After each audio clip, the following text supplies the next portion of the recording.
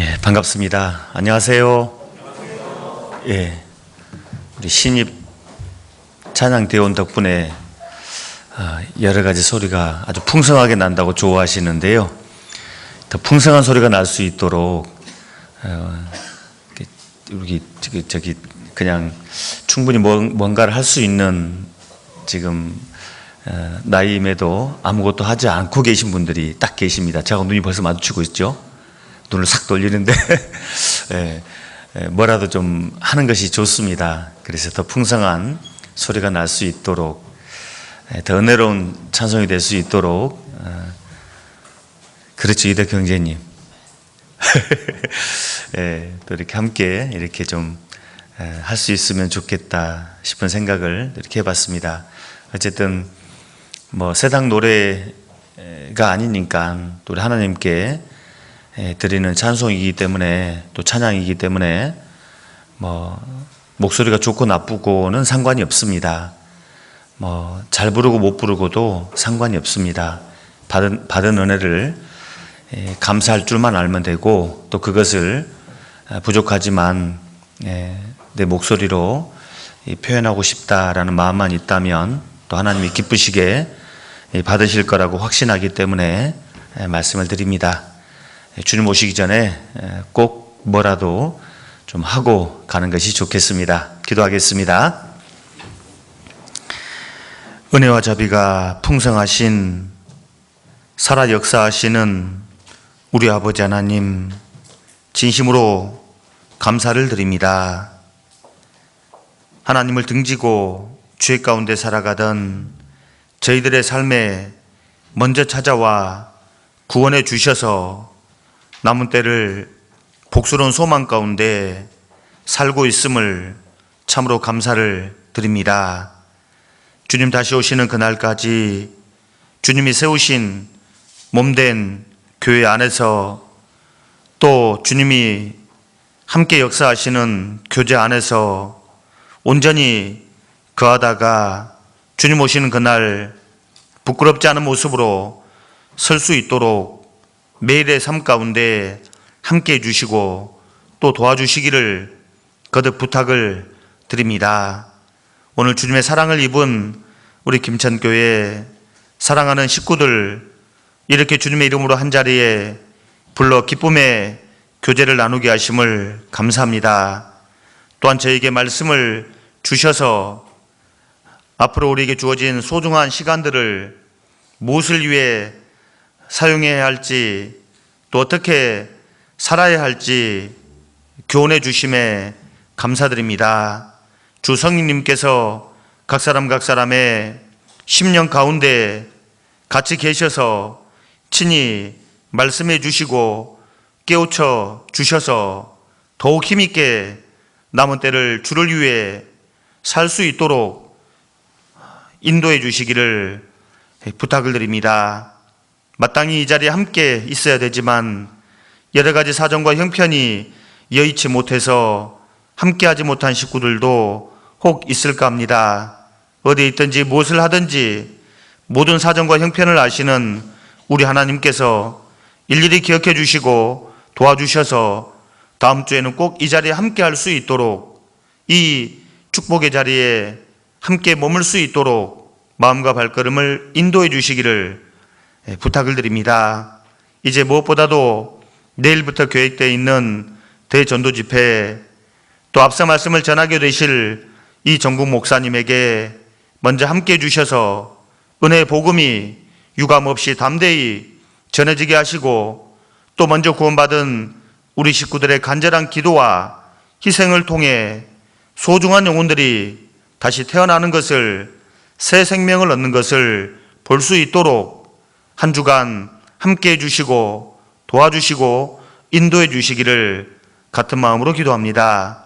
부족한 입술에도 함께 하셔서 한 시간의 말씀을 감당할 수 있도록 도와주시기를 거듭 부탁드리며 우리를 사랑하시는 예수님 이름으로 기도합니다. 아멘. 성경 고린도 후서 5장을 찾겠습니다. 고린도 후서 5장입니다.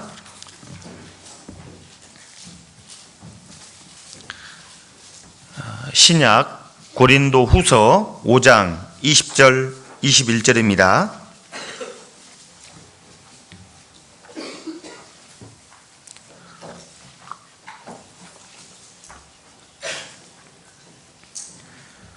고린도후서 5장 20절 21절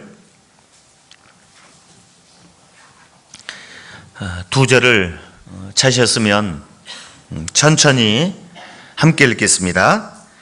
이러므로 우리가 그리스도를 대신하여 사신이 되어 하나님이 우리로 너희를 권면하시는 것 같이 그리스도를 대신하여 간구하노니 너희는 하나님과 화목하라. 하나님이 죄를 알지도 못하신 자로 우리를 대신하여 죄를 삼으신 것은 우리로 하여금 저희 안에서 하나님의 의가 되게 하려 하심이니라. 네, 반갑습니다. 이제 벌써 10월도 중반에 접어들었습니다. 시간이 잘 간다, 빨리 간다 라는 말은 이제 너무도 새삼스러울 것 같아서 말씀을 드리지 않아도 될 것 같습니다.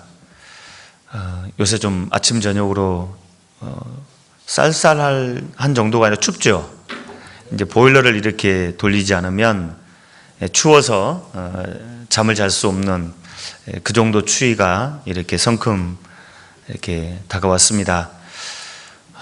여름철에 덥다 하던 말이 쏙 들어가고 이제는 춥다라는 말이 자연스럽게 입에서 나옵니다. 사람이 이렇게 간사스러울까요? 변덕스럽습니다. 금세 더워 죽겠다 그랬다가 또 이제 추워 죽겠다 그러고 있습니다. 이제 우리 대한민국도 사계절이 뚜렷한 나라라고 보기는 이제 힘들어지고 중동 이스라엘하고 비슷해지고 있다라는 생각을 좀 해봤습니다. 그 이스라엘, 성경이 배경이 되는 이스라엘은 6달은 이제 우기가 시작됐어요. 지금 이스라엘 땅을 가서 보면 10월 요맘때에 이렇게 비가 이렇게 내리기 시작합니다. 그래서 한 6달 정도를 계속 이렇게 비가 내리죠. 그래서 이 바짝 마른 대지를 촉촉하게 적셔 주므로 싹이 나는 이제 그런 새싹이 돋는 이제 그런 일이 생기게 됩니다. 한 6달을 우기를 보내고 나면 이제 6월절에 있는 4월경부터는 비가 안 내립니다. 바짝 메마른 그런 건기가 또 6달을 내내 쭉 10월달까지 이렇게 지속이 됩니다. 딱 2계절이 있는 거예요. 그런데 우리 한국도 이제 4계절, 말은 봄, 여름, 가을, 겨울이지만 실제 우리가 느끼기에는 2계절인 것 같잖아요. 겨울하고 여름 딱 2계절이 있는 것 같은 그런 느낌을 받는데 앞으로 시간이 가면 갈수록 더할 것 같다라는 생각을 이렇게 해봅니다. 어쨌든 예전과 다르게 이 기후가 많이 이렇게 틀어진 그런 때를 우리가 살고 있습니다. 이것은 우리 주님이 미리 말씀하셨고 또 많은 믿음의 선배들이 미리 말씀하셨던 마지막 시대에 있으리란 그 일들을 우리가 마지막 때를 살고 있기 때문에 보고 있다, 또 이렇게 몸으로 느끼고 있다라고 이렇게 볼 수가 있을 것 같습니다. 그래서 우리에게 주어진 시간이 또 여유가 많지 않은 것이 분명하다면, 틀림없다면 뭐라도 해야 되는 거예요. 지금까지는 어떻게 살아오셨든지 지나간 시간들이고 이제부터라도 정말 내게 주어진 시간이 많지 않다면, 기회가 별로 없는 것이 틀림없다면 아무쪼록 뭐라도 해야 한다 그 말입니다. 큰 일이 아니어도 좋습니다. 작은 일이라도 좋으니까 아무쪼록 뭐라도 할 수 있는 그런 마음과 그런 삶이 꼭 돼야 되겠다라는 생각입니다. 어제 가까운 이웃 7곡 교회 입당식을 다녀왔습니다. 참 마음에 감동이 되고 또 기쁨과 감사가 되고 또 한편으로는 좀 걱정스러운 마음도 솔직히 없지 않아 있었습니다. 많지 않은 식구들이 꼭 필요하니까 꼭 해야 될 일이기 때문에 정말 용기를 내서 또 이렇게 건축을 이렇게 했지 않습니까? 건축을 했어요. 어쨌든 힘내서 용기 내서 건축을 한 것은 참 기쁘고 또 감사가 되지만 그 작은 식구들이 그 건축 비용을 다 해야 되는데, 다 짊어져야 되는데 라는 것을 생각하니까 또 이렇게 걱정이 되지 않습니까? 그래도 그 작은 식구들이 주님 앞에 가기 전에 남들 다 해보는 건축 기어코 우리도 해봐야겠다 싶은 마음에서 그렇게 한 거잖아요. 정말 잘한 거예요. 그래서 우리가 그렇게 큰 건축가도 같은 그런 큰 일이 아니더라도 교회 안에서 이렇게 두루두루 돌아보면 내가 할 수 있는 또 내 손길을 필요로 하는 그런 작은 일, 세심한 어떤 손길이 필요한 일들이 분명히 있는 겁니다. 그거라도 하고 주님 앞에 서는 것이 좋겠다라는 생각입니다.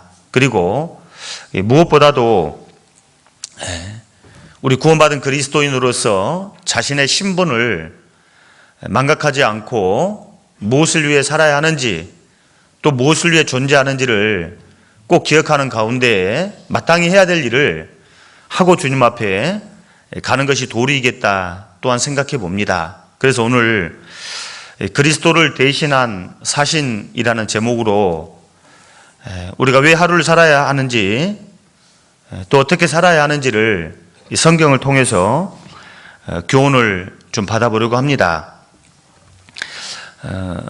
사람이라면 마땅히 자신의 신분에 맞는 말과 행동이 반드시 그의 뒤를 따라야 한다라고 생각합니다. 이성 없는 짐승이 아닌 정말 하나님의 형상을 닮은 영혼을 가진 그런 사람이라면 정말 자신의 신분에 맞는 삶을 살아야지 사람인 거지 않습니까? 그래서 이 잠언 11장 22절에도 이런 말씀이 있죠. 아름다운 여인이 삼가하지 아니하는 것은 마치 돼지 코에 뭐 같다? 금고리 같다 라는 말씀이 있습니다. 자, 금은 세상에서 귀합니다. 가치가 있죠. 또 완전 영원한 것은 아니지만 어쨌든 금은 영구적으로 갑니다. 그런 소중하고 가치 있고 영원한 금이 이성 없는 짐승인 이 돼지 코에 걸려 있다면 이거 정말 우스꽝스러운 일이고 또 어울리지 않는 일인 거죠. 그런 것처럼 세상에서 가장 귀하고 가치 있고 아름다운 이름을 가진 그리스도인이란 말은 그리스도를 대신해서 사는 사람이라는 의미가 들어있지 않습니까? 그리스도의 사람이라는 뜻이 있잖아요. 정말 내가 그리스도인이라면 성경이 말하는 나의 신분이 어떠한지를 정확하게 알고 그 신분에 맞는 삶을 살아야 합니다. 성경에 구원받은 그리스도인의 신분을 아주 여러 가지로 다양하게 표현하고 있습니다. 하나님의 자녀, 하나님의 아들이라는 신분을 말씀하기도 하죠. 하나님의 자녀, 하나님의 아들이라는 신분을 통해서 세상 사람들이 누릴 수 없는 아주 특별한 특권과 권리가 있음을 좀 생각나게 하죠. 하나님의 아들이라면 얼마나 놀라운 특권, 대단한 권리가 주어져 있겠습니까? 하나님의 아들이라면. 또 그리스도의 신분을 백성, 농부라고 표현하기도 합니다. 백성, 농부라는 신분을 통해서 무엇인가 성실하게 일해야 함을 또 생각나게 하죠. 또 그런가 하면 군사 또는 사신이라고 하는 표현도 등장합니다. 이 모든 것은 다 저와 여러분들의 신분을 그렇게 다양하게 설명하고 있는 거죠. 정말 내가 그리스도의 생명을 받아서 그리스도인이 되었다면 다양한 신분이 있는데 그 중에 하나가 군사요 또 사신이라는 겁니다. 군사도 그러하고 사신도 그러하죠. 뭔가 소중한 것을 반드시 지켜내지 않으면 안 될 그런 어떤 신분임을 알려주고 있고, 그리고 뭔가 대단히 높은 책임과 의무를 요구하는 또 그런 생각이 들지 않습니까? 한 나라의 왕과 또 그 나라 모든 백성들을 대신한 사신, 그러면 얼마나 대단한 특권과 또 거기에 버금가는 상응하는 책임과 의무가 당연히 뒤를 따르겠죠. 그래서 오늘은 이 그리스도를 대신한 사신이라고 하는 이 말씀을 통해서 여러 가지를 좀 생각해 보려고 합니다.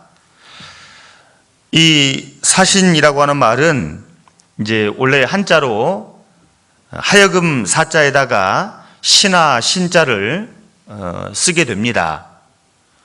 황제를 보통은 대신하는 어떤 그런 단어이기도 하죠.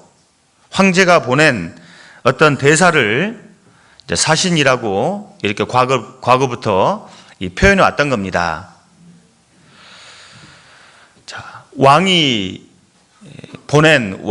파견한 사신이라면 이 사신에게는 놀라운 특권이 주어지게 됩니다. 그래서 비록 왕이 아닐지라도 왕의 버금가는 의전이 뒤를 따르지 않습니까? 한 나라의 대통령을 대신해서 다른 나라에 파견된 대사라면 그 나라를 대표하기 때문에, 또 왕을 대신하기 때문에 그 대사가 가는 곳마다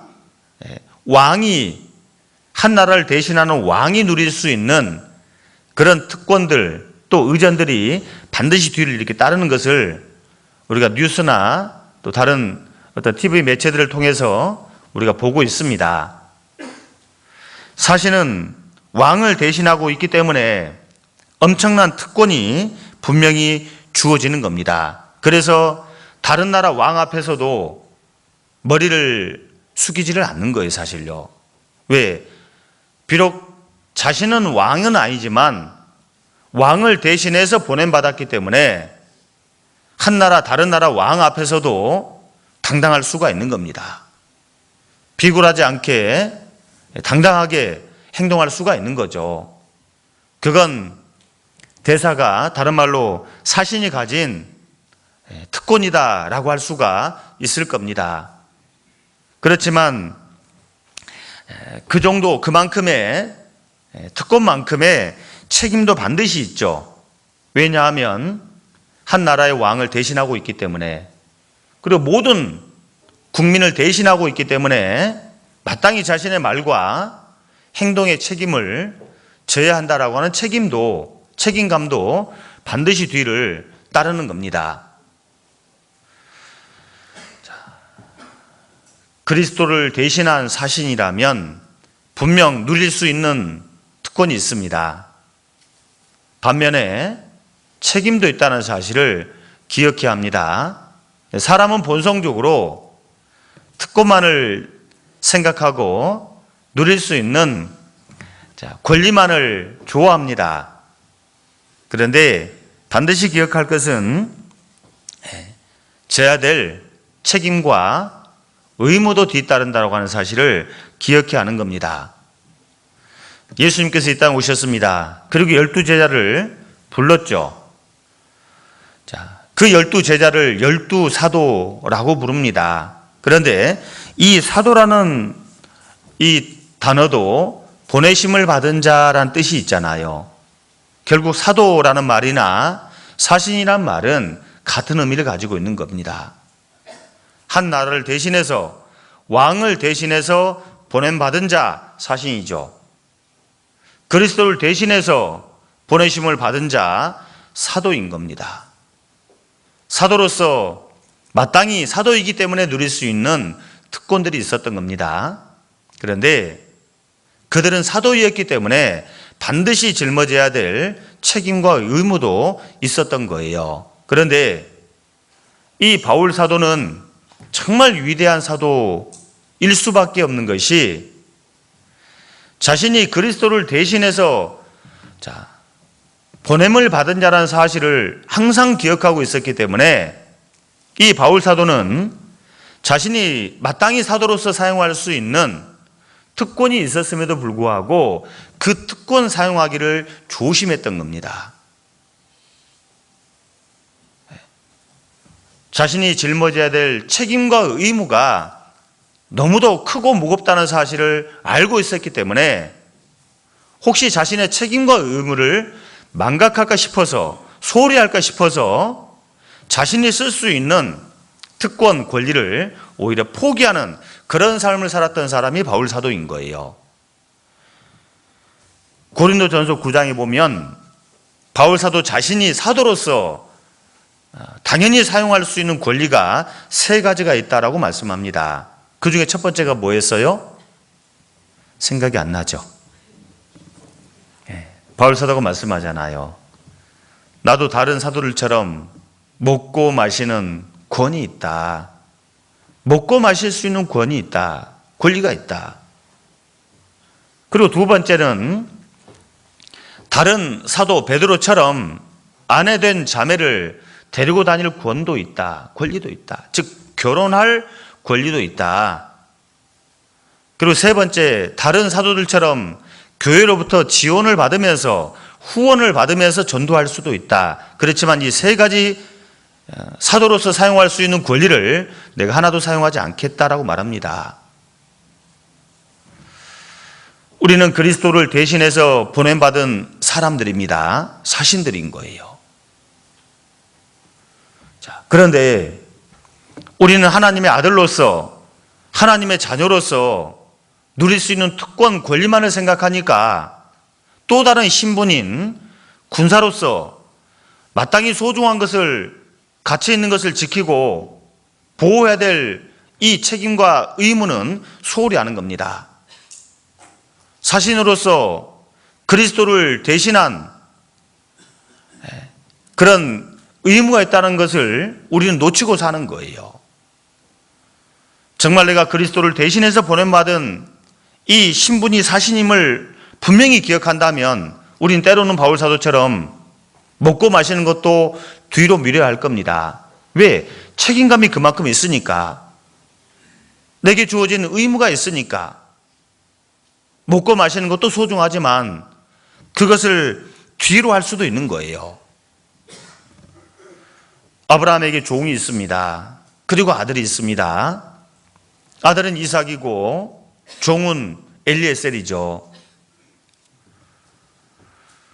형 에서는 이방 민족에게서 아내를 취했습니다.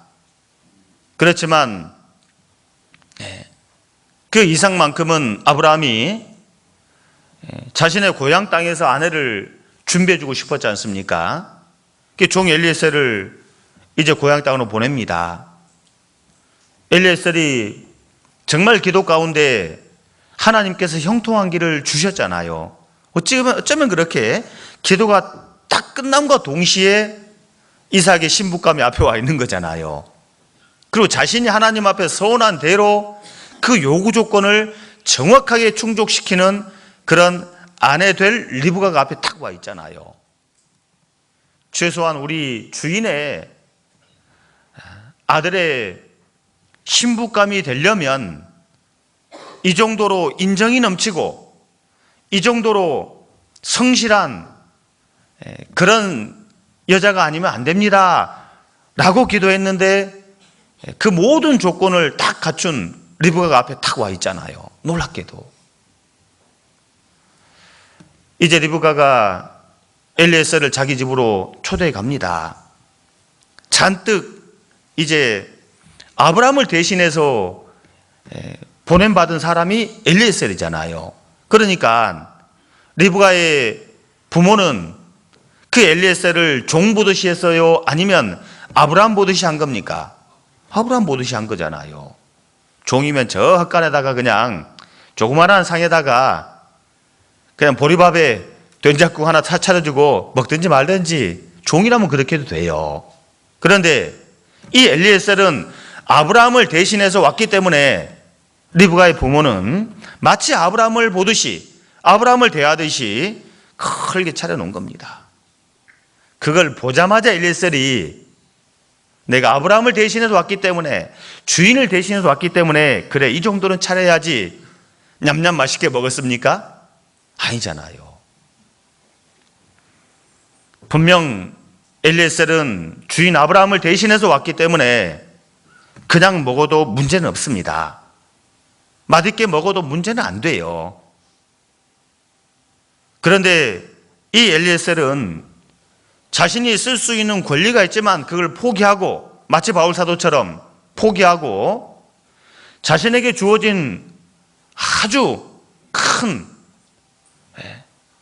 그 의무와 책임을 먼저 기억했던 거예요. 먹고 마시는 것을 뒤로 했지 않습니까? 여기 좀 잡아두시고요. 창세기 24장입니다. 창세기 24장.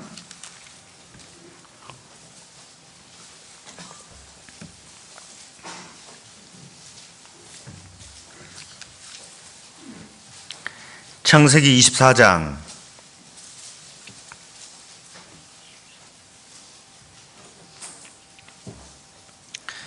창세기 24장 33절입니다. 33절.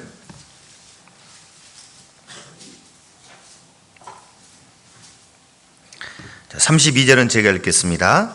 31절. 라반이 가로되 여호와께 복을 받은 자여 들어오소서 어찌 밖에 섰나이까? 내가 방과 약대의 처소를 예비하였나이다. 그 사람이 집으로 들어가매 라반이 약대의 짐을 부리고 집과 보리를 약대에게 주고 그 사람의 발과 그 종자의 발 씻을 물을 주고 33절을 같이 읽겠습니다. 그 앞에 식물을 베푸니 그 사람이 가로되 내가 내 일을 진술하기 전에는 먹지 아니하겠나이다. 라반이 가로되 말하소서. 말하소서. 발 씻을 물도 주고 그리고 종들의 그 발 씻을 물까지 다 준비해 주지 않습니까? 비록 엘리에셀은 신분이 종에 불과하지만 아브라함의 그 뜻을 가지고 온 사람이기 때문에 이 라반은 엘리에셀을 종 대하듯이 않고 마치 아브라함 대하듯이 이렇게 대한 겁니다. 그런데 엘리에셀은 자신이 아브라함을 대신하고 있기 때문에 충분히 아브라함이 가진 신분을 가지고 사용할 수 있는 권리가 있었음에도 불구하고 그것을 뒤로 하고 먹고 마시는 것을 뒤로 하고 내 일을 진술하기 전에는 먹지 아니하겠나이다. 자신이 무엇 때문에 거기 왔는지 그것을 말하기 전에는 먹고 마시는 일을 뒤로 하겠습니다 라고 말하잖아요. 학예 수양회 때 정말 힘든 것 중에 하나가 거의 하루 종일 잠자는 시간을 빼놓고는 거의 하루 종일 이렇게 말을 하게 됩니다. 말을 많이 한다는 것은 여간 피곤한 일이 아닐 수가 없어요. 누구는 그렇게 말합니다. 1시간에 말을 하는 것은 3시간에 삽을 가지고 땅을 파는 것과 같은 노동력이다라고 말하는데 차라리 저는 그냥 입 다물고 삽 들고 3시간 땅 파라는 게 훨씬 저한테는 쉬워요. 저는요. 오히려 저는 그쪽을 선택하겠어요. 보면 어쨌든 그만큼의 에너지를 사용하면서 말을 하게 되는데 잠자는 시간 빼놓고는 계속 말을 하게 됩니다. 하루 3끼 가지고는 부족해요. 아침, 점심, 저녁. 평소에는 아침을 그냥 거르기도 하는데 수양이가 무조건 아침을 먹습니다. 먹어야지 또 상담을 할 수가 있어요. 근데 3끼도 부족해요. 중간에 간식들이 준비가 됩니다. 실제로 모르는 누가 보면 전도인들은 왜 이렇게 많이 먹냐, 저렇게 먹고도 소화가 될까, 근데 걱정할 게 없어요. 소화가 다 돼요. 그래도 부족해요, 사실은. 거의 한 5끼를 먹는데 그래도 부족합니다. 사실은 그렇거든요. 먹고 마시는 일은 굉장히 중요해요. 왜? 일해야 되니까. 단지 먹고 마시기 위해서가 아니라 일을 하기 위해서 먹고 마시는 겁니다. 그런데 먹고 마시는 일이 중요한 것은 분명한 사실이지만 자신에게 주어진 일이 정말 막중하고 엄중하고 급박하다면 때로는 먹고 마시는 일을 뒤로 할 수도 있다는 거예요. 그렇잖아요? 그래서 상담이 길어지게 되면 한 끼 식사를 거르고도 상담을 계속할 때도 있는 겁니다. 쉬지 않고 계속하는 거예요. 상대방이 싫다 하지만 않는다면. 가끔씩 교회 안에서도 우리가 바울 사도처럼 엘리에셀처럼 먹고 마시는 일이 중요하지만 내가 하나님의 자녀로서 마땅히 누릴 수 있는 특권이고 권리임에 분명하지만 이것을 포기할 수도 있다 그 말입니다. 포기할 때도 온다는 거예요. 그런데 우리는 하나님의 자녀로서 아들로서 누릴 수 있는 특권과 권리를 다 쓸 것 쓰고 그리고 책임과 의무를 다하려고 하니까 못하는 거예요. 죄송하지만 수요 말씀이 시작할 때가 되면 상당히 적은 숫자가 앉아 계십니다.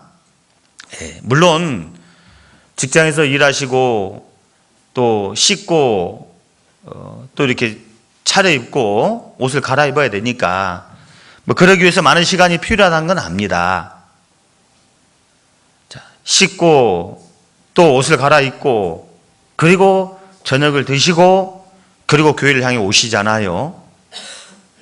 자, 그러다 보면 이미 10분, 20분 이렇게 훌쩍 넘어가잖아요. 정말 우리가 수요일 날 듣는 말씀이 내 영혼의 양식이 된다는 것을 내가 분명하게 인식하고 있다면, 인정하고 있다면 말씀 끝나고 가서 식사하면 큰일 날까요? 혹시 뭐 한 몇 시간 뒤로 이렇게 미뤄서 뭐 잡수게 되면 혹시 굶어 죽는 일이 있을까요? 죄송하지만 그런 일은 없어요. 우리가 사용할 수 있는 권리는 분명히 있습니다. 그런데 그걸 다 쓰고 내가 하나님의 군사로서 보냄받은 사신으로서 책임과 의무가 분명히 있는데 그거 정말 다 하고 있냐고요. 우리는 어쩌면 내가 누릴 수 있는 권리와 이 특권을 너무 많이 생각하다 보니까 우리가 마땅히 져야 될 의무를 다하지 못하는 그런 삶일 때가 너무 많습니다. 주일도 마찬가지고 이제 내일부터 우리는 한 주간 또 집회를 치르게 될 겁니다. 한 주간입니다. 하루가 아닌 한 주간이에요. 미리부터 마음을 굳게 하지 않으면 정말 정해진 시간에 일찍 와서 자리에 앉아서 말씀을 기다리는 일은 쉽지가 않을 겁니다. 마치 지각하는 학생처럼 헐레벌떡 등교한 학생처럼 아마 집회에 참석하게 될지도 모를 겁니다. 미리 마음에 굳은 각오와 결심이 필요한 거예요. 이번 한 주간만큼은 내가 먹고 마시는 일을 허락되지 않는다면, 시간이 안 된다면 뒤로 하고라도 내가 말씀을 먼저 들으러 가겠다 라고 하는 마음에 각오가 없다면 꼭 그렇게 될 겁니다. 바울 사도는 사도입니다. 그냥 성도가 아닌 성도 중에서도 예수님을 직접 눈으로 보고 또 예수님으로부터 직접 사도로 임명을 받은 사람이고 또 그런 사람이기 때문에 자신을 통해서 복음을 전하며 많은 영혼들이 구원을 받고 또 복음을 전하는 곳마다 몸된 주님의 교회가 세워지는 놀라운 역사가 그 뒤를 따르는 그런 사도였던 거예요. 우리는 그 정도가 아니지 않습니까? 우리는 사도는 아닙니다. 바울은 사도이면서도 자신이 누릴 수 있는 특권과 권리를 다 쓰지를 않았던 거예요. 먹고 마시는 일도 뒤로 하고, 결혼하는 일도 포기하고, 심지어는 자기가 손수 일해서 전도하는 그런 삶을 바울이 살았던 겁니다. 왜 그랬을까요? 바울은 쇠사슬에 매인 사신이라고 자신의 신분을 그렇게 표현하지 않습니까? 성경 에베소서 6장 찾겠습니다.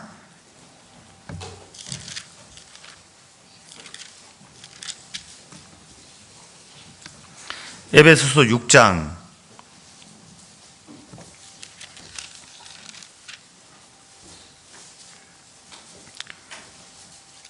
19절 20절,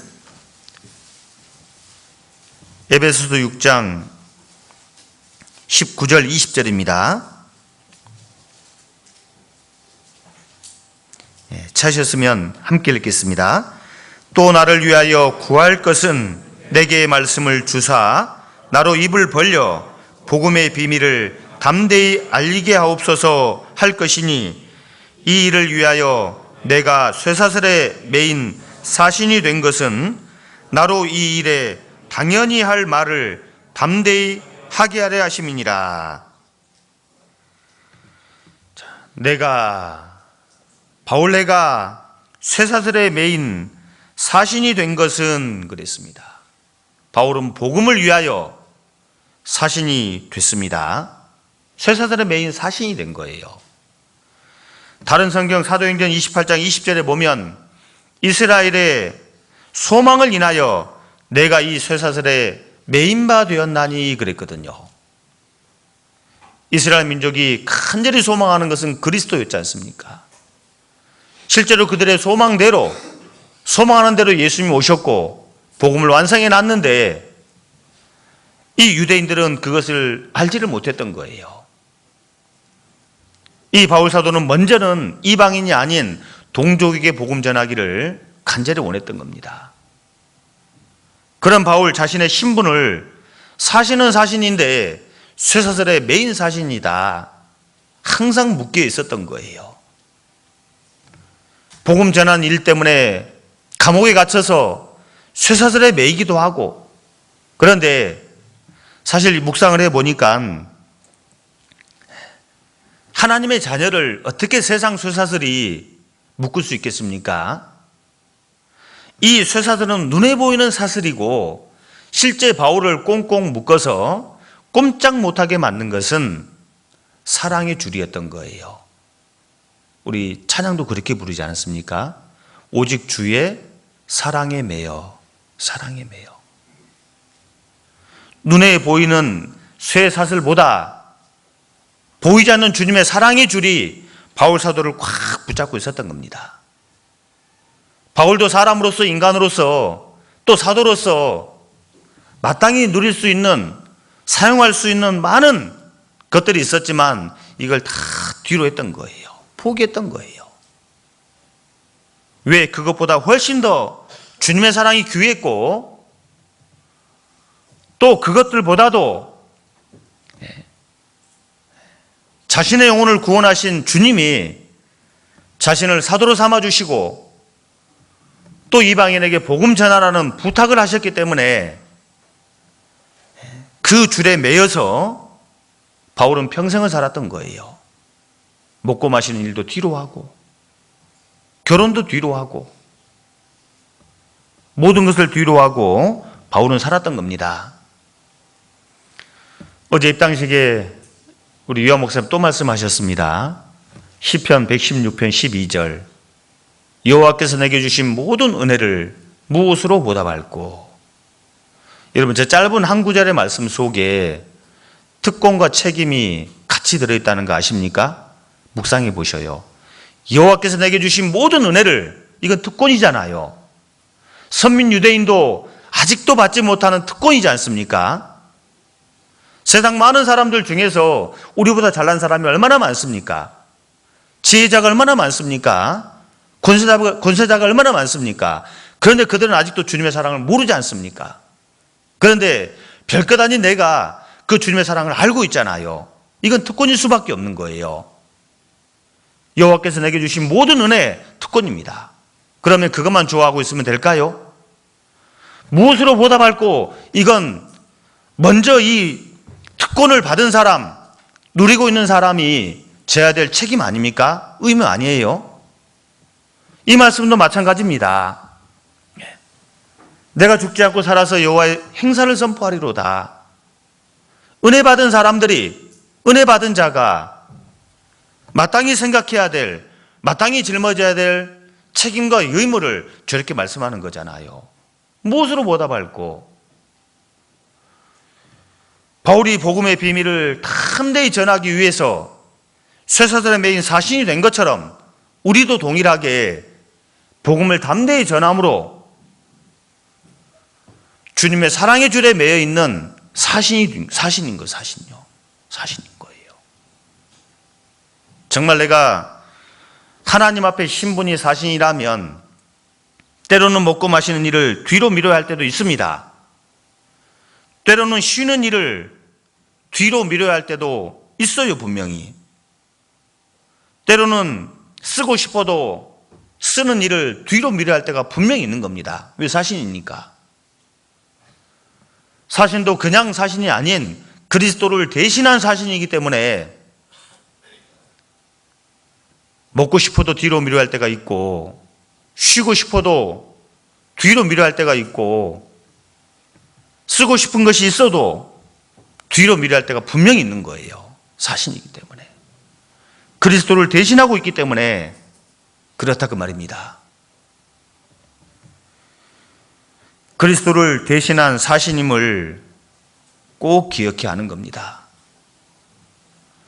우리가 찾아 읽은 본문에 신분을 사신이다, 그리스도를 대신한 사신이다 라고 우리의 신분을 정확하게 말씀하고 있으면서 동시에 대신하고 있다는 사실을 기억하라고 3번을 거듭 말씀했었는데 읽으면서도 그냥 눈치 못 채셨죠? 다시 한번 가보겠습니다. 고린도후서 5장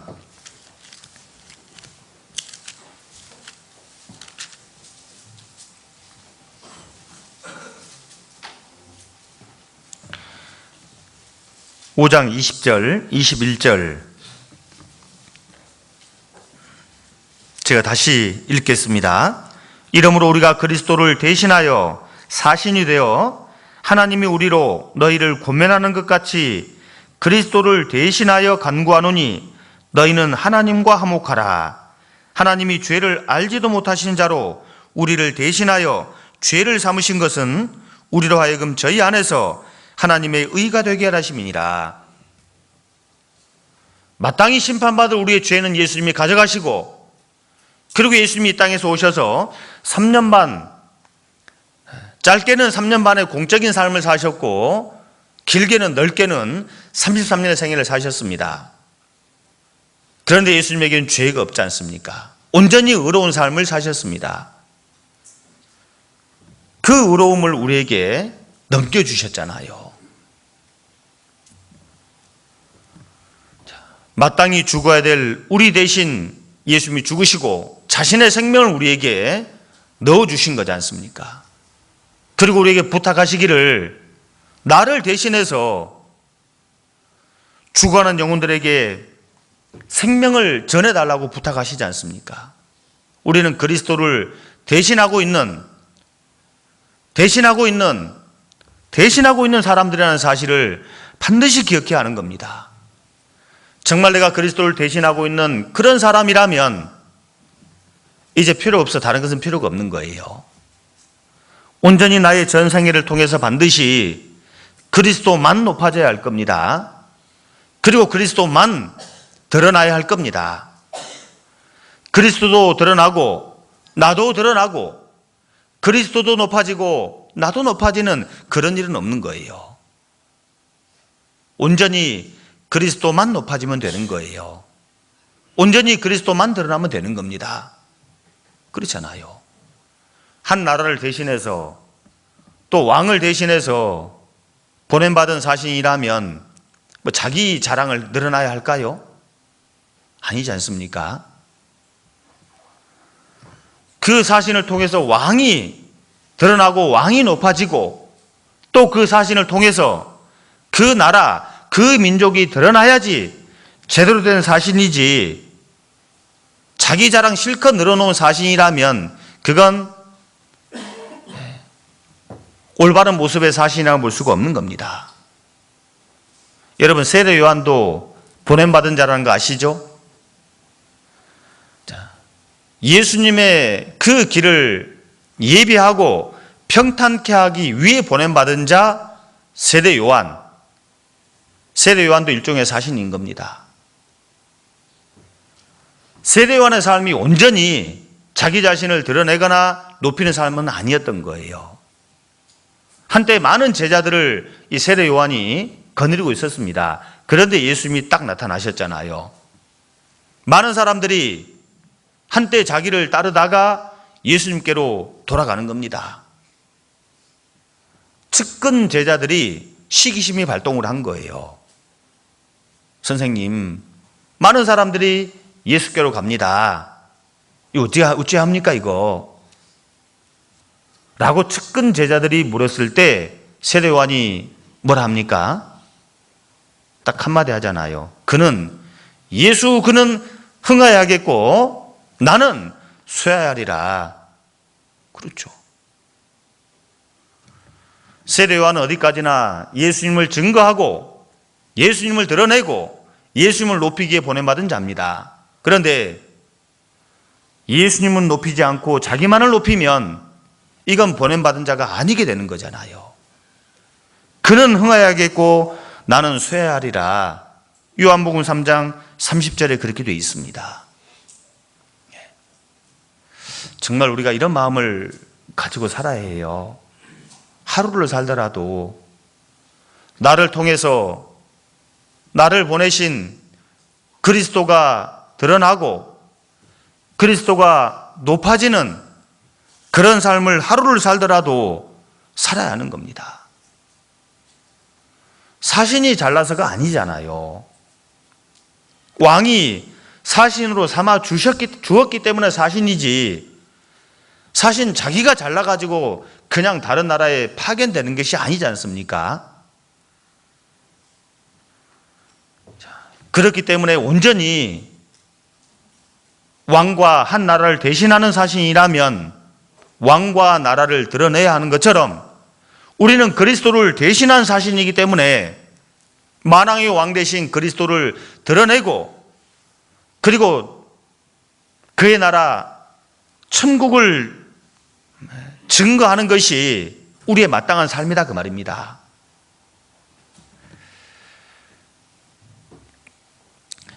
아가서를 보게 되면 솔로몬과 술람미 여인의 사랑이 이렇게 노래되어지고 있죠. 그런데 가만히 보면 이 비슷한 표현 같지만 다른 이제 의미가 있는 말씀이 3번이 반복되는데 찾아보겠습니다. 아가서 2장 아가서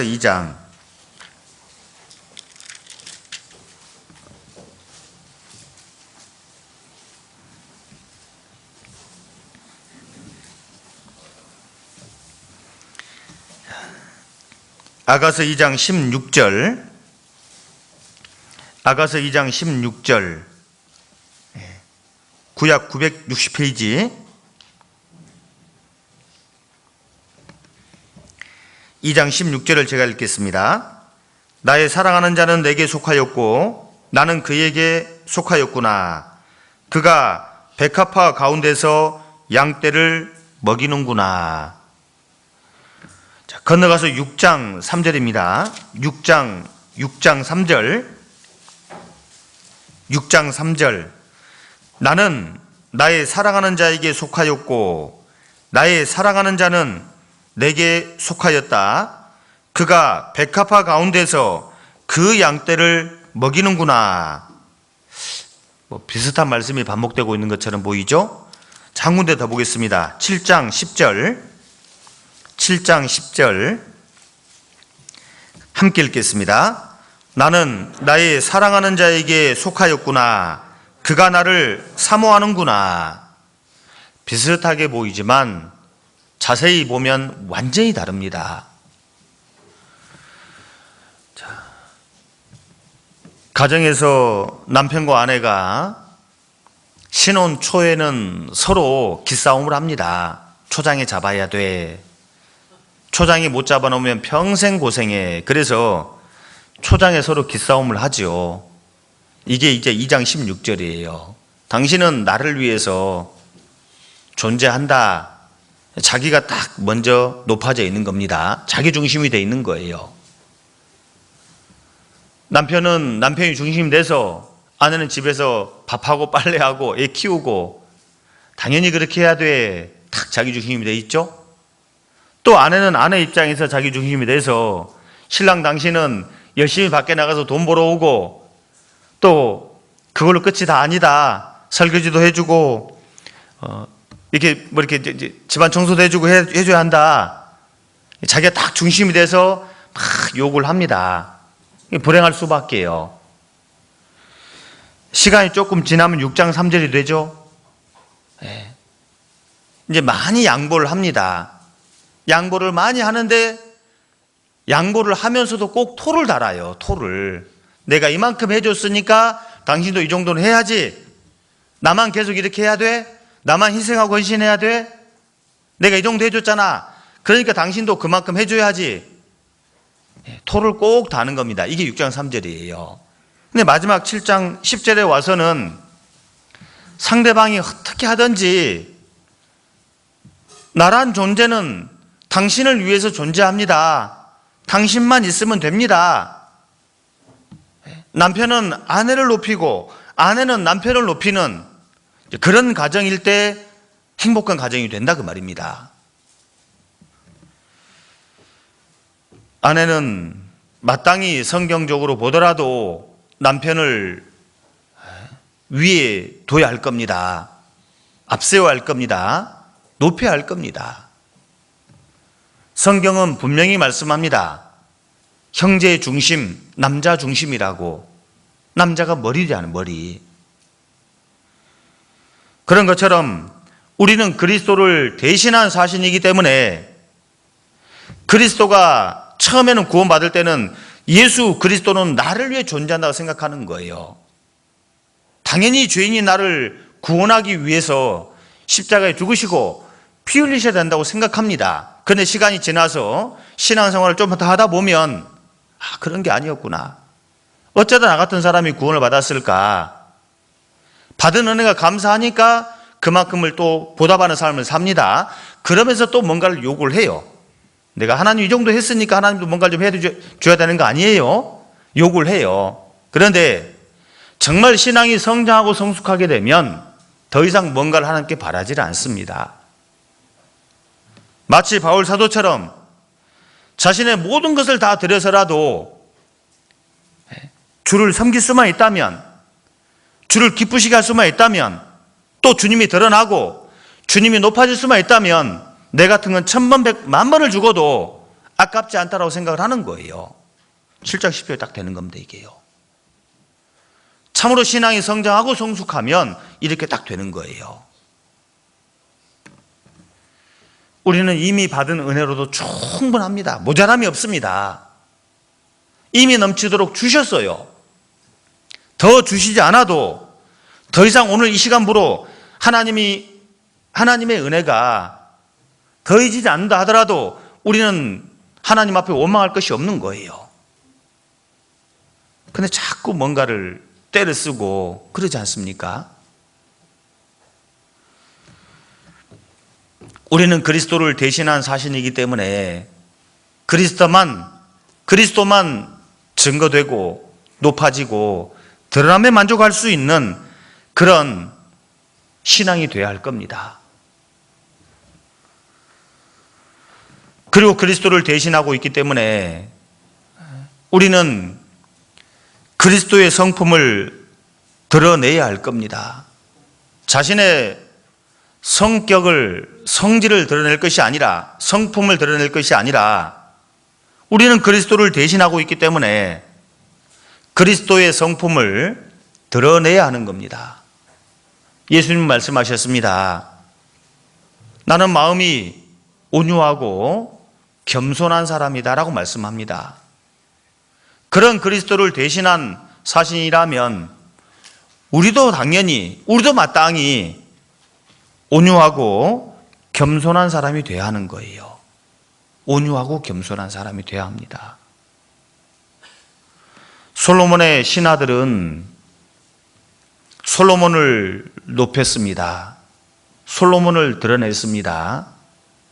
그 모습을 통해서 이 스바 여왕이 대단히 감동을 받았잖아요.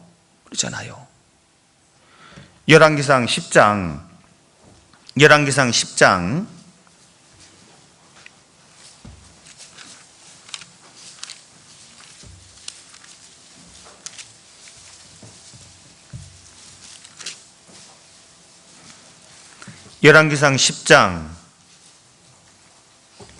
4절입니다. 10장 4절.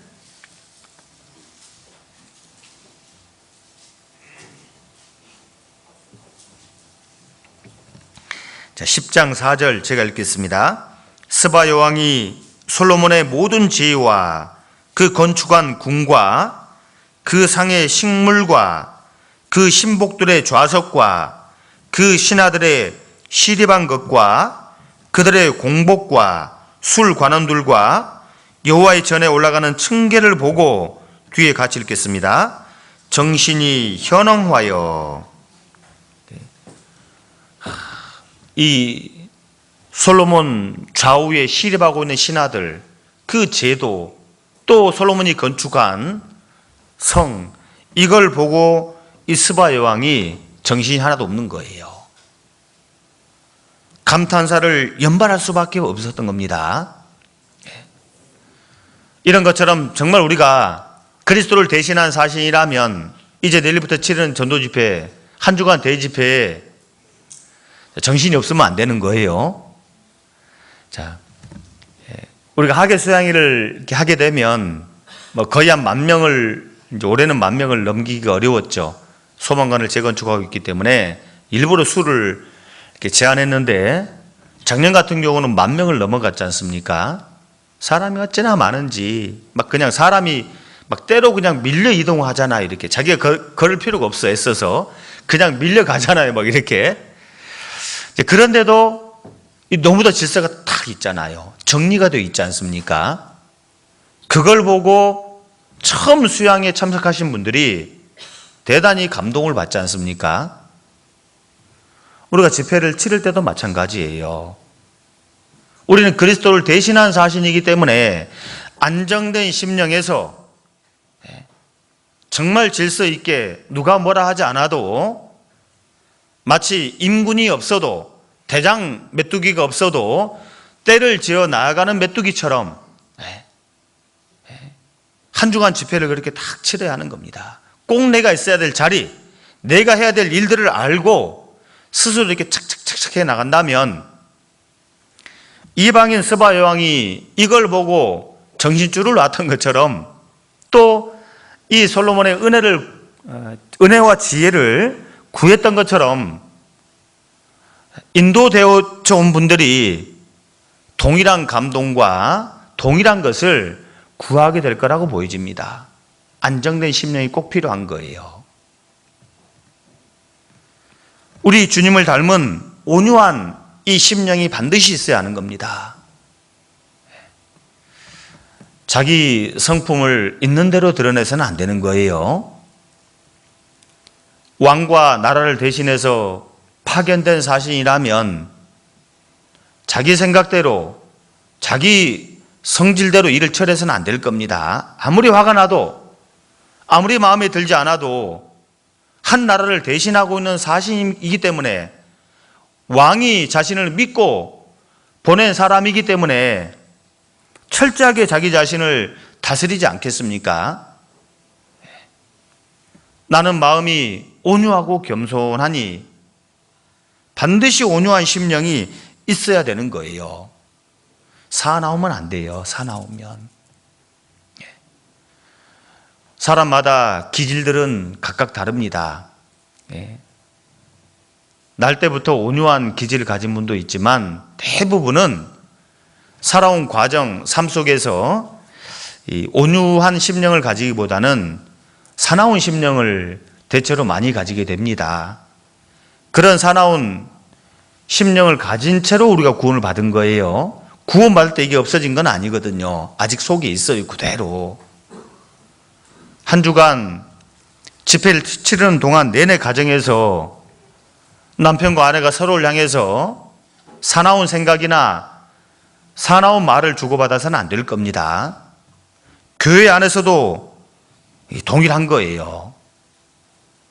교회 안에서도 먼저는 우리 구원받은 형제자매를 향해서 사나운 생각이나 사나운 말을 해서는 안 될 겁니다. 우리 주님을 닮은 그런 성품에서 온유한 생각과 온유한 말이 우리 입에서 나와야 돼요. 행동이 나와야 돼요. 그래야지 주님이 증거되고 주님이 높아지게 될 겁니다. 그렇지 않으면 역으로 우리가 그리스도를 대신한 사신이면서 동시에 그리스도를 욕먹게 하는 그 이름에 누가 되는 그런 일을 반드시 우리도 하게 될 겁니다. 에레미야 9장, 구약성경 에레미야 9장입니다. 에레미야 9장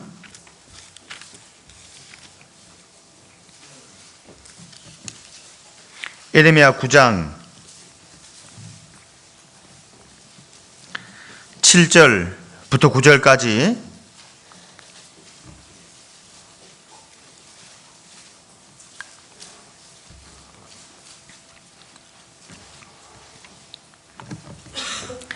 자, 9장 7절부터 9절까지를 같이 읽겠습니다. 만군의 여호와께서 이같이 말씀하시되 보라, 내가 내 딸 백성을 어떻게 처치할꼬. 그들을 녹이고 연단하리라. 그들의 혀는 죽이는 살이라. 거짓을 말하며 입으로는 그 이웃에게 평화를 말하나 중심에는 해를 도모하는도다. 내가 이 일들을 인하여 그들에게 벌하지 아니하겠으며 내 마음이 이런 나라에 보수하지 않겠느냐. 여호와의 말이니라. 내가 사나우면 주님이 사나운 분으로 드러나죠? 그렇잖아요. 내가 거친 말을 하게 되면 주님이 거친 분으로 드러나게 되는 겁니다. 우리는 주님의 온유한 이 성품을 그대로 나를 통해 재현을 해야 하는 거예요. 봄날의 따뜻한 기운이 만물을 소생하게 만듭니다. 그렇죠? 겨우내 얼었던 그 딱딱한 땅을 이 봄날의 따뜻한 햇살이 그 언 땅을 뚫고 나오게 만들잖아요. 엄청난 생명력입니다. 그런 것처럼 이 주님의 따뜻함이 우리를 통해서 드러나게 되면 먼저는 구원받은 우리 식구들도 좋을 겁니다. 서로를 볼 때. 그리고 믿지 않는 그분들도 볼 때 좋을 거예요. 주님이 드러나야지 자기 자신을 드러내서는 안 되는 겁니다. 바울 사도의 고백처럼 내 속 곧 내 육신에 선한 것도 없고 온유한 것도 없습니다. 스스로 자기 자신을 잘 알고 우리를 구원하신 주님을 드러내는 그런 사람이 돼야 된다라는 마음의 각오가 없으면 항상 자기 자신을 선전하는 그런 삶이 분명히 될 거예요. 온유함이 만물을 소생하게 하고 그리고 온유하신 주님이 온 세상 사람들의 영혼을 구원하셨고 또 온유한 그리스도인이 결국 사람을 얻게 될 것이라고 주님은 분명히 말씀하시잖아요. 팔복을 말씀하실 때 온유한 자는 복이 있나니 저희가 무엇을 차지하게 됩니까? 온유한 자는 복이 있나니 땅을 기업으로 받을 거라고 그랬죠. 땅을. 그 땅이 뭘까요? 이 땅에서 뭐 그냥 김천 어디 쥐자동 10평? 100평? 그 땅이 아니잖아요. 바로 사람의 영혼이지 않습니까? 사람의 영혼. 사람의 영혼을 그렇게 표현한 겁니다. 시편 37편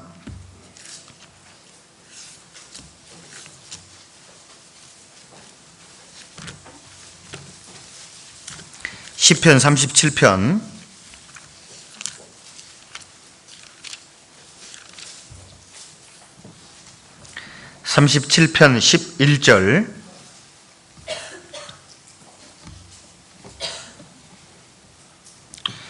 11절을 함께 읽겠습니다. 오직 온유한 자는 땅을 차지하며 풍부한 화평으로 즐기리로다.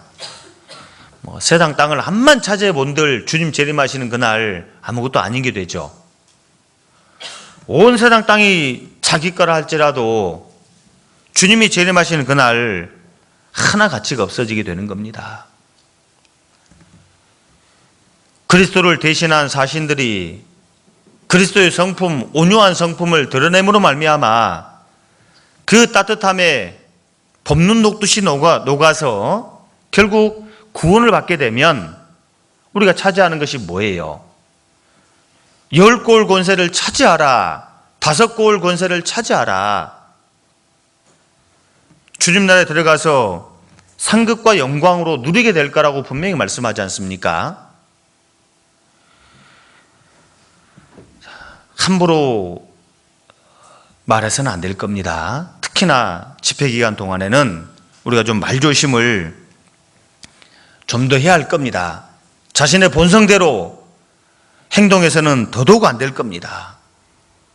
바벨론이 여러분이 왜 망했습니까? 남유다를 멸망시킨 바벨론, 그 바벨론이 왜 망했습니까? 바벨론도 어찌 보면 사신이에요. 남유다를 경고하라고 옆에서 정신 차리는데 일종의 도구 역할을 하라고 하나님께서 바벨론 제국을 세우셨는데 이 바벨론이 도를 넘어간 거예요.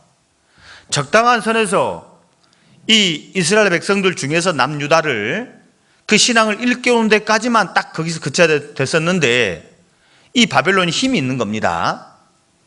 힘이 있다 보니까 자기 힘 자랑을 해버린 거예요. 그래 힘껏 이 남유다를 괴롭혔지 않습니까? 도를 넘어가 버린 겁니다. 남유다를 멸망시키라고 하나님께서 바벨론 제국을 세워준 게 아닌데 그만 넘어가 버린 거예요. 그래서 결국은 바벨론 제국도 망한다라고 이사야 52장 5절에 말씀하잖아요.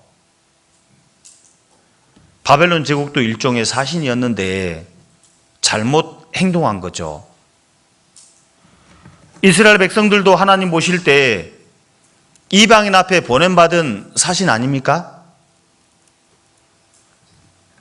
이스라엘은 하나님의 증인이잖아요. 하나님도 없이 우상 숭배에 빠져 살아가는 그런 죄인들에게 참 하나님을, 사시는 하나님을, 창조주 하나님을 소개하라고 이 보냄받은 일종의 사신이 이스라엘 백성들이다 그 말입니다. 그런데 이스라엘 백성들은 사신으로서 자기 삶을 살지는 못한 거예요.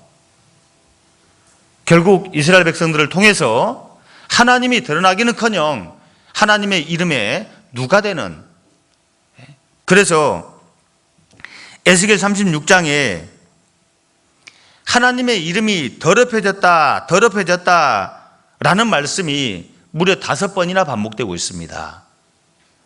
집에 가서 찾아가 읽어보셔요. 기껏 많은 민족 중에서 선민으로 삼아주셨는데 그 은혜를 망각하고 도리를 다 못한 거죠. 결국 하나님의 이름이 이스라엘 백성 너희들로 인해 더러워졌다라는 표현이 무려 5번이 계속 반복되는 겁니다. 얼마나 부끄럽고 얼마나 수치스러운 일입니까? 그런데 이건 이스라엘 백성들만의 일이 아니라 아직 구원은 받았지만 변화되지 못한 나의 본성이 나를 구원하신 그리스도 주님을, 그 주님의 이름을 더럽힐 수도 있다는 사실을 반드시 기억해야 하는 거예요. 우리는 그리스도를 대신한 사신이기 때문에 내가 아닌 그리스도가 드러나야 되고 내가 아닌 그리스도가 높아져야 한다는 사실을 반드시 기억해야 하는 겁니다. 내가 하는 모든 일이 그리스도를 드러내고 높이기 위해서, 내가 교회에서 맡고 있는 직분도 그리스도를 높이고 그리스도를 드러내기 위해서, 내가 하는 봉사도 그리스도를 높이고 그리스도를 드러내기 위해서, 또 내가 하는 전도도 어떤 분들은 속없이 그렇게 표현하죠. 내가 구원시켰다고. 아이고, 이게 얼마나 무서운 말인지 모르니까 그렇게 말씀하시는데 절대 그렇게 말씀하면 안 돼요. 어떻게 내가 누구를 구원시킬 수 있습니까? 우리는 그런 능력이 없어요. 오직 능력은 하나님께만 있습니다. 단지 한 사람이 구원받는 그 일에 내가 잠깐 역할을 한 거, 역할을 쓰임받은 것이지 무슨 재주로 내가 누구를 구원합니까? 그런 재주 있으면 우리 소중한 가족 중에 구원 못 받을 가족이 누가 있겠어요? 그렇죠? 맞잖아요. 정말 내가 사랑하는 가족들 중에 아직도 구원 안 받은 분들이 얼마나 많습니까? 그거 하나만 봐도 내가 한 영혼을 구원하는 재주는, 능력은 내게 없다는 것을 우리는 금방 알 수가 있는 겁니다.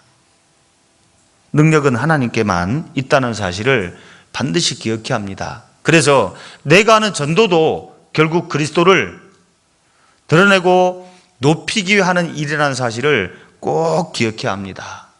그리고 그리스도를 대신한 사신이기 때문에 반드시 책임을 져야 돼요. 반드시 책임을 져야 할 겁니다. 여러분, 구원 받았으면 끝납니까? 끝입니까 이게? 정말 내가 구원 받았으니까 됐고 천국 가면 끝난 겁니까? 그러면 사신이 아닌 거죠. 그냥 아들로만 좋아하고 있는 겁니다. 마치 철부지 아기처럼 마치 그런 상태에 머물러 있는 거죠. 분명 하나님의 아들 맞습니다. 신분이 자녀 맞습니다. 하나님의 사랑을 많이 받고 있음을 우리는 느낄 수 있고, 또 하나님의 어떤 모든 좋은 것을 내가 누릴 수 있는 특권이 있다는 것을 생각할 수가 있습니다. 근데 그것만으로 좋아한다면 철부지 아기밖에 뭐 더 됩니까? 또 다른 신분이 있는 겁니다. 군사요 사신입니다. 마땅히 져야 될, 짊어져야 될 의무가 있고 책임이 있다는 겁니다. 책임이 있는 거예요. 왕을 대신해서, 나라를 대신해서 대사로 파견이 됐다면 돌아올 때 반드시 뭔가 성과가 있어야 되잖아요. 그냥 갔다 돌아온다면 그 세금 축낸 것밖에 더 됩니까? 한 명의 대사가 나갔다 들어오면 얼마나 많은 그런 경비가 발생합니까? 그 모든 것을 왕과 백성들이 책임을 져주는 거잖아요. 이걸 뭐라고, 결실 하나 없이 결과 하나 없이 그냥 돌아오면 이걸 뭐라고 해야 될까, 불러야 될까? 요즘에 좋지 않은 이제 말인데 뒤에다가 무슨 충자를, 꼭 벌레 충자를 붙이더라고요.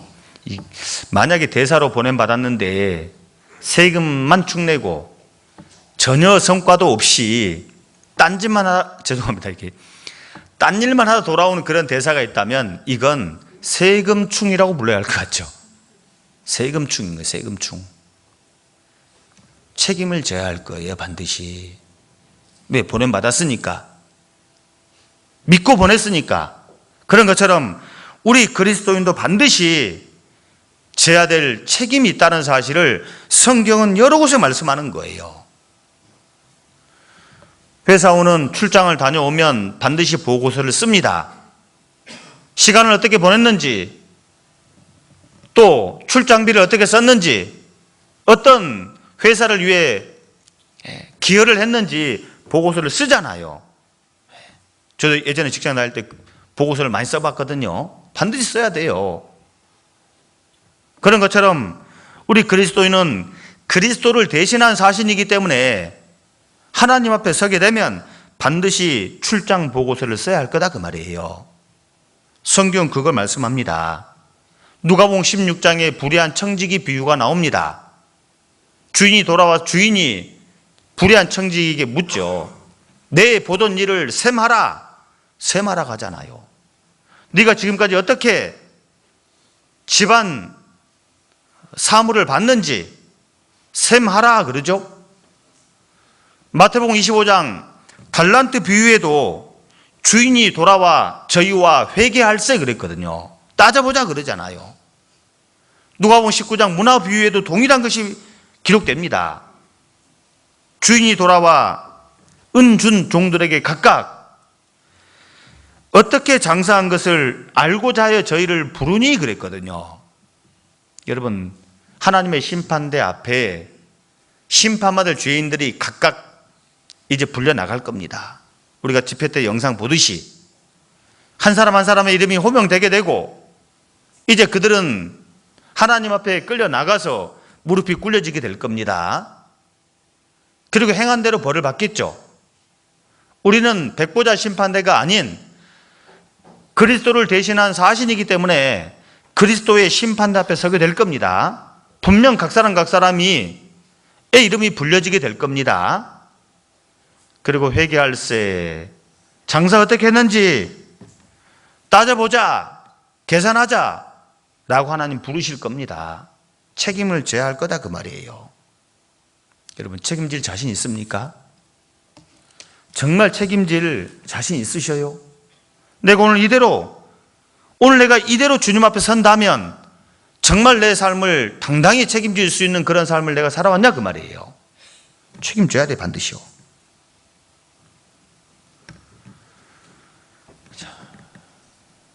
대사가 본의 안 되면 강제 소환이라는 것이 있죠. 왕을 욕먹이고 나라를 욕먹이면 강제 소환한 일도 있는 것처럼 생각보다 빨리 갈 수도 있는 겁니다. 겁주는 게 아니라 실제로 그래요. 고린도 성도 중에 많은 사람들이 생각보다 빨리 하나님 앞에 간 겁니다. 저희 중에 병든 자도 많고 잠자는 자도 많다 그랬죠. 고린도 교회는 신앙이 너무 어린 철부지 신앙이었던 거예요. 말도 많고 달도 많고. 그래서 하나님께서 이게 보다 안 되니까 그냥 일찍 데려가 버린 겁니다. 강제 소환인 거죠. 이건 일종의. 이거 얼마나 불명예스럽고 이런 일이 만에 하나 있다면 얼마나 부끄러운 일일까 이게요. 만약 가족 중에 누가 왕이 대통령이 인정하는 대사가 돼가지고 특사가 돼가지고 어디 나라 파견했다 그러면 온 집안이 경사가 날 겁니다. 우리 집안 누가 대사로 특사로 어디 파견됐다고 막 난리가 날 거예요. 현수막도 하나 걸어야 돼요. 이렇게. 그렇잖아요. 그런데 대사로서 특사로서 올바로 활동하지 못하고 대통령과 나라에 큰 손실을 끼침으로 말미암아 강제 소환된 일이 있다면 이것만치도 부끄러운 일이 없을 거예요. 걸었던 현수막 빨리 내려야 돼 이건요. 맞잖아요. 우리가 하나님 앞에 갈 날이 가깝기 때문에 그럴수록 우리가 더 자기 자신을 점검해야 하는 겁니다. 돌아봐야 할 겁니다. 늘 말씀으로 또 교제에서 현재 내 자신의 신분과 또 신분으로서의 역할, 도리를 정확하게 짚어봐야 한다 그 말이에요. 정말 내가 그리스도를 대신한 사신으로서 역할을 잘 하기 위해서는 두 가지만 잘하면 됩니다. 간단하게 말씀드리자면 먼저는 하나님과 잘 살아야 돼요. 하나님과 잘 살아야 돼요. 먼저는 사람과 잘 살려고 궁리하지 말아요. 지혜 없는 분들은 먼저는 사람과의 형통을 먼저 꿈꿉니다. 사람과의 형통은 잠깐이에요. 일시적이에요. 하나님과의 형통이 전제되어 있지 않은 사람과의 형통은 일시적인 겁니다. 오래 못 가요. 먼저는 하나님과의 형통이 중요한 겁니다. 십자가를 머리에 딱 새겨야 돼, 십자가를요. 십자가는 먼저는 세로막대인 겁니다. 하나님과 내가 먼저는 형통해야 돼요. 잘 지내야 돼요. 하나님 앞에 잘 보여야 돼요. 그리고 나서 이제 사람들끼리와의 형통인 겁니다. 하나님과 먼저, 그리고 나중 사람과인 겁니다. 이게 성경은 한결같이 그것을 말씀하는 겁니다. 고린도 후서 5장 처음 찾았던 본문으로 가보겠습니다. 마지막으로 처음 찾았던 본문 5장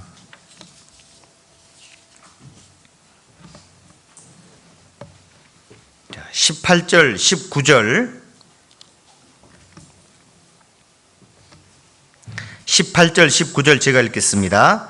모든 것이 하나님께로 났나니 저가 그리스도로 말미암아 우리를 자기와 화목하게 하시고 또 우리에게 화목하게 하는 직책을 주셨으니 19절 이는 하나님께서 그리스도 안에 계시사 세상을 자기와 화목하게 하시며 저희의 죄를 저희에게 돌리지 아니하시고 화목하게 하는 말씀을 우리에게 부탁하셨느니라.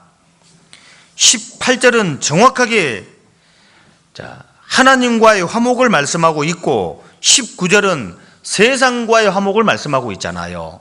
이게 먼저가 있고 나중에 있는 거예요. 이거 바꿔 먹으면 안 돼요. 지혜 없는 성도는 사람과의 관계만 신경 씁니다. 그것만 잘 되면 만사가 잘 될 거라고 생각하는데 그런 게 아니에요. 18절이 전제되기 전에는 19절은 없습니다. 하나님과의 형통 없이 사람과의 형통은 있을 수가 없는 거예요. 있다면 잠깐인 겁니다. 오래 못 갑니다. 길게 못 가요. 하나님과의 화평, 하나님과의 형통, 하나님과의 화목, 이게 우선인 거예요. 여러분, 정말 내가 사랑하는 소중한 사람들이 있습니까? 정말 그들이 잘 되길 바랍니까? 그렇다면 먼저 내가 하나님과 형통해야 돼요. 화목하게 돼야 돼요. 이게 먼저예요.